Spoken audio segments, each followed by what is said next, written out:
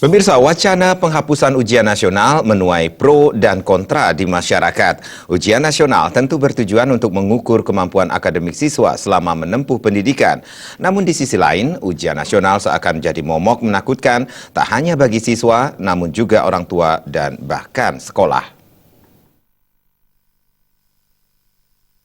Pro dan kontra wacana pemerintah pusat untuk menghapus ujian nasional terus menggelinding.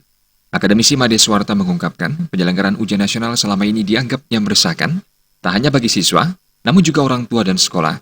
Bahkan, menurut Suwarta, sekolah diduga menggunakan cara curang untuk mendongkrak nilai ujian nasional anak didiknya. Mata pelajaran yang diujikan juga bersifat eksklusif, sehingga terkesan siswa mengabaikan mata pelajaran yang lain. Karena alasan itulah, Made Suwarta sepakat untuk mendukung rencana pemerintah untuk menghapus ujian nasional. Saya setuju sekali kalau UN itu dihapuskan. Kenapa? Yang pertama yaitu karena pelaksanaan UN ini banyak menimbulkan keresahan.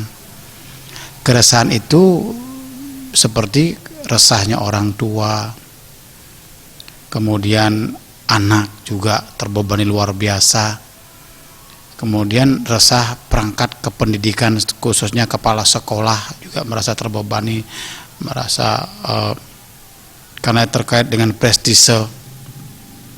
Bertolak dari situlah terkait dengan prestise ini akan timbul kompetisi yang tidak baik, kompetisi negatif atau timbul kecurangan-kecurangan, menghalalkan segala cara untuk mempertahankan prestise dari sekolah itu.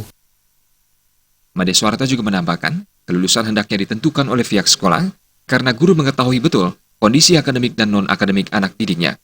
Penghapusan ujian nasional juga menurut Suwarta akan berdampak kepada kembalinya otonomi sekolah tersebut.